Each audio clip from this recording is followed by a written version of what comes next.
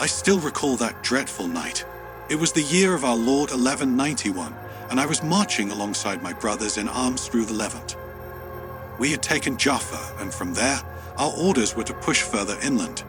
The moon hung low, a sickly crescent, barely illuminating the vast expanse of sand and stone that stretched before us.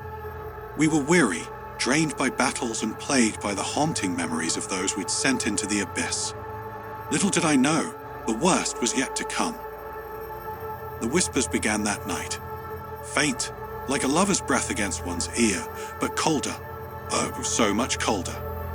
At first, I thought it was the wind teasing us, but then I realized they were words. Words in a language that none of us knew, yet somehow, we all understood. "We must press on," declared Sir Baldwin, our leader, his eyes aflame with a zeal I had never seen before. He claimed that a relic of unimaginable power lay hidden in the ruins of the ancient city of Ubar, a city that the sands had swallowed long ago. A city that, according to local tales, was cursed. Iram of the Pillars, they called it. I wish I had ignored his command, but how could I? I was a crusader, bound by oath, and Baldwin's conviction was infectious. We ventured deeper into the desert, and with every step, those whispers grew louder, more insistent. After hours of wandering, we saw them, pillars tall and skeletal, jutting out of the sand like fingers of a giant buried alive. It was Iram. The city had not been a myth after all. The ground trembled as we entered, and suddenly the air grew still, unnaturally so. Not even the wind dared disturb this place. "Do you hear that?" whispered Geoffrey, the youngest among us, his eyes wide with terror. I strained my ears, but there was nothing, not even the faintest breeze. It's like the world is holding its breath. Baldwin, however, was undeterred. He marched forward, his sword raised high, and we followed, though every fiber of my being screamed for me to turn back. It wasn't long before we found it, an ancient temple, half buried in the sand, its entrance flanked by two enormous statues. Their eyes, though carved from stone, seemed to watch us with a knowing malice. "We claim this in the name of God," Baldwin proclaimed, stepping inside. But God was not with us that night. The moment we crossed the threshold, the air turned heavy, almost suffocating. And then we saw them, shadows writhing on the walls, yet there was no source of light to cast them. They moved with purpose, whispering in that same unholy language, and I swear to you, their voices grew louder each time one of us took a breath. Baldwin pressed on, undeterred, until we reached a large chamber. In the center stood a pedestal, and atop it lay a dagger, its blade black as obsidian and pulsating with an eerie glow. The relic. Baldwin's eyes gleamed with madness as he reached out to seize it. "No," I shouted, but it was too late. The moment his fingers touched the hilt, the whispers erupted into a deafening roar. The shadows swirled around Baldwin, and oh, how they laughed. He dropped to his knees, his face twisted in agony, and before we could reach him, something happened. Something I still can't fully grasp. His body began to wither, aging in seconds, his flesh turning to dust before my very eyes. We watched, frozen in horror, as he crumbled, leaving nothing but his armor behind. And that's when we realized the shadows were no mere illusions. They were the souls of those who had sought the relic before us, trapped for all eternity. "Run!" Geoffrey screamed, but there was nowhere to go. The shadows lunged, and one by one, my brothers fell, their cries echoing in the chamber. I turned to flee, but then I saw it, my reflection, twisted and distorted, staring back at me from the blade of the dagger. And in that moment, I understood. I would never leave this place. Yet somehow I did. I woke up outside the temple, the morning sun beating down on my face, the taste of sand in my mouth. I stumbled to my feet and found myself alone. The city, the shadows, the whispers, gone. It was as if they had never existed.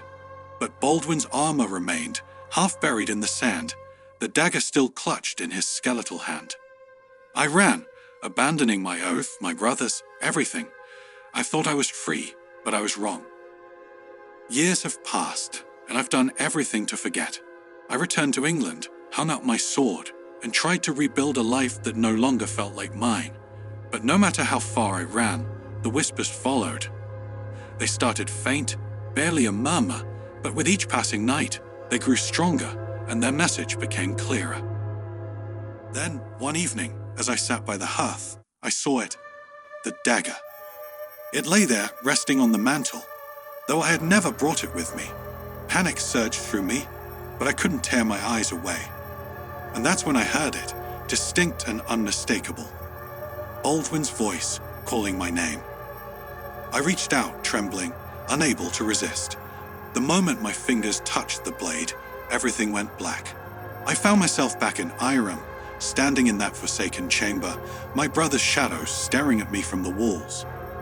But this time I understood. I looked down and saw my reflection in the blade. It wasn't my face staring back. It was Baldwin's. He smiled, and then I knew.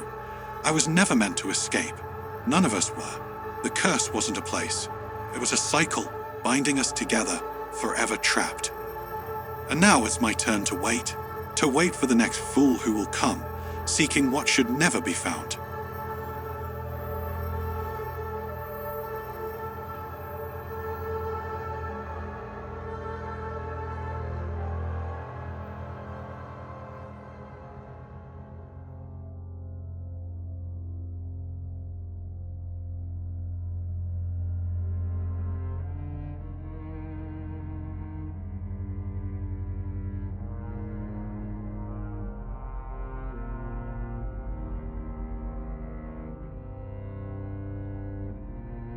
I was known as Altan, Genghis Khan's right hand, a man he trusted in his campaigns.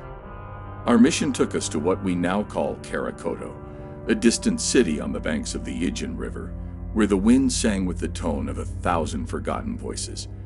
It was said that the city held an ancient power, a force that not even the great Khan would dare awaken. But he never listened to such superstitions. The desire for conquest was always stronger than any legend. That night, one of the local elders warned us about the Hera-Hesar, the Black Wind, an entity that he claimed spared no arrogance from invaders. We laughed at his warning, and Genghis ordered us to proceed. "I feared no wind," he declared, his deep voice echoing across the dunes. "Not even one that speaks the language of the dead." And so we crossed the city gates, feeling the whispers of an unseen storm in the distance. My horse, Bayan, my most loyal companion since the Mongolian steppes, was restless, which was unusual for him. Bayan was never afraid. In Mongol culture, a horse is more than an animal. It's an extension of one's spirit. I could feel his fear, the rising panic in his heart. Something isn't right. I whispered to him, stroking his mane, trying to calm him. That night, it all began. Shadows around our camp seemed to stretch, taking on forms that didn't belong to this world. Forgotten temples rose in the distance, and a soft melody, like the murmur of the wind, invaded our dreams. My comrades began to disappear, one by one. First, it was Tamar, the swordsman. He was found the next morning, eyes glazed and skin cold, his body twisted as if something had drained the very essence of his life. The marks left on his neck, thin as strands of silk, resembled a hungry serpent. On the second day, I heard the warriors whispering about the Hera-Hesar. I saw the fear in them, but I stayed firm. At dusk, I felt the wind brush my face, cold as the northern ice. And then I heard it. It was as if something whispered my name, coming from a distance not measured in steps, but in centuries. When I opened my eyes, I saw Bayan, his eyes as large as the moon, reflecting the emptiness of the night. He refused to move forward. That's when I realized we were surrounded by indistinct figures, their outlines shifting like mist in the moonlight. Their faces, like Tengri, their faces. They had no eyes, only deep shadows that seemed to pull me inside. "Go," I shouted to Bayan, and he neighed but stood by my side. Bravery. He had more courage than many men. As I stood, I heard the sound of drums, but these weren't war drums. No, they were the beats of a heart that thrashed against its ribs like a bird trapped in a cage. And then I knew somehow that it wasn't my heart. It was the heart of the city. That same night, my friend Badar vanished. All that remained was his helmet, still slowly spinning in the sand, as if left there by invisible hands. Something was toying with us, like a cat with a mouse before delivering the final blow. It was in the early hours of the third day that I discovered the secret. The city wasn't just cursed. It was a sepulcher, a prison made of stone and sand, built to keep something locked away. A power that should never have been unleashed. In the central temple, amidst the ruins, I found an altar and atop it, a wolf's pelt. I tried to approach, but the wind, that same wind that tormented us, gained form and substance, rising like a wall, whispering in a language that only shadows could understand. And then I saw him, the Khan. He stood there staring at me, but his eyes were empty, devoid of the light I had always taken as certainty. And suddenly, he turned and pointed to the horizon. "No, Alton, there's nothing left for us here, only ashes." That's when I understood. The city didn't want to be conquered. It wanted to consume. I understood, but it was too late. The men who had joined us were being pulled into the ground, as if the shadows themselves were swallowing them. I tried to run, but felt a cold hand grasp my ankle. It was Beitar, or what was left of him. His mouth moved, forming words that made no sound. Oh, the gods had abandoned us. With a final effort, Bayan pulled me up, as if he knew it was our only chance. We rode as if hell itself was at our heels, and perhaps it was. The wind, that cursed wind, kept whispering, kept following, like a predator chasing its prey. Finally, when we were a safe distance away, I looked back. Karakoto was just a shadow on the horizon, but the voices never stopped. I can still hear them. And then I realized something that chilled me to the bone. Bayan was limping, and when I looked at his leg, I saw marks that looked like fingers, hands that had tried to drag him into that abyss. And when I looked into his eyes, I no longer saw my faithful companion. Oh, Bayan, you heard it too, didn't you? You heard the whispers as well. And here I am now, far from Karakoto, but never far enough. The wind still follows me, its whisper now clearer, calling my name, asking me to return. Because something slipped away that day. Something I left behind, something the black wind still wants. Or did it never leave me at all?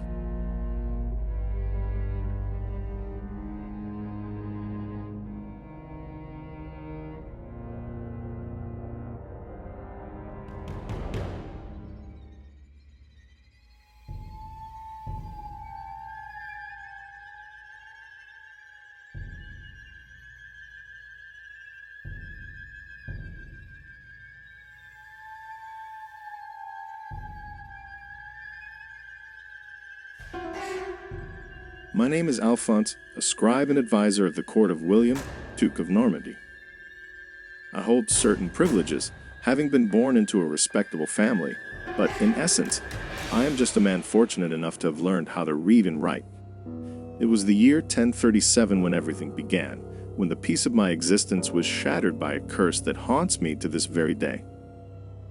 We were in Rouen, France, a prosperous city, teeming with merchants, priests, knights, and peasants. I worked diligently in the palace chambers, copying letters and treaties, living the quiet life that my profession allowed. It was a typical morning when William, my lord, summoned me. I walked through the cold stone halls, observing the tapestries depicting hunts and battles, until I reached his chamber. His eyes were grave, his expression tense. "Alphonse," he said, "there is a creature stalking our lands. There are reports of something haunting the woods to the north, near the sanctuary of St. Owen. People are vanishing." I laughed, thinking it was a jest. Oh, surely it's just another wolf or a tale the villagers made up to scare the gullible. But he didn't smile, not this time. And so I was assigned to investigate, a scribe, sent to hunt monsters. How ironic, right? Accompanying me were 3 armed guards, each more terrified than the last. We rode to the village to the north, where we found the remains of a small cabin. The villagers said an entire family had disappeared, leaving behind only the echoes of screams and the stench of burned blood. No one dared go near the forest since that night. We ventured into the woods, thick with vegetation and heavy with an air that seemed to resist our every step. It was there in the clearing that we saw him for the first time. He was a man, or what was left of him, sitting at the base of an old tree, his eyes fixated on something distant. His skin was ashen, as if life had drained from him, but his lips moved, murmuring, "The goddess, she comes for us." We tried to speak to him, but as one of the guards approached, the man simply crumbled, as if the weight of his own flesh had become too much. Oh God, I've never seen anything like it. It was as if his soul had been sucked dry, leaving nothing but an empty shell. There was no scream, no struggle, just nothing. We returned to the village as night fell. That night, as we tried to rest, I heard it. A song from the woods. A woman's voice, soft and terribly sweet. It reminded me of my mother, the way she used to sing me to sleep. I wasn't the only one who heard it. The guards were terrified, clutching crosses, muttering prayers with trembling lips. One of them, Philip, couldn't resist. He ran into the forest, shouting his wife's name, as if she was calling to him. Oh, Philip? I never saw him again. The two remaining guards decided to leave, to flee this madness. The fool that I am stayed. I need to know, I told myself. The next morning, I went alone to the sanctuary of St. Owen, guided by something that had taken root in my mind. And there she was. A figure, tall and slender, draped in a veil of moss. Her eyes were a deep yellow, and her fingers, long and pale, like twisted roots. She wasn't human, and yet, her face was so familiar, so inviting. She spoke. "Alphonse." Her tone was melodic, gentle, almost loving. "You came to find me?" My mind screamed to run, but my legs refused to move. I asked, voice trembling, "What do you want?" She smiled. "I am the goddess of the forest. Men called upon me centuries ago to bless their harvests. Now they have forgotten me, but the hunger for worship, it remains. I need offerings, Alphonse. I need souls." And then I understood. The missing people, the family in the cabin, Philip, they were all offerings to her. A sacrifice for a blessing that no one believed in anymore. I can't, I murmured, but she laughed, a laugh that made the wind whisper, made the earth tremble. "But you've already brought more," she said, her fingers pointing behind me. I turned and saw them, the guards, the very ones who had fled. They were there, kneeling, eyes vacant, like the first man in the clearing. And then I understood. They never left. She called them back. The goddess didn't let them go. At that moment, I knew I was doomed. She approached me, her golden eyes reflecting all the terror I felt. But then she stopped. "Not you," she whispered, "not yet." And then she was gone. The woods returned to being just a tangle of trees and shadows. The guards, however, the guards were no longer there. Only the disturbed earth, as if they had been swallowed by the ground itself. I returned to ruin, but I was never the same. Every night, every whisper of the wind, I feel her presence. I know she watches me. I know one day she will come. She promised, and the promises of a goddess, those I now know, are never broken.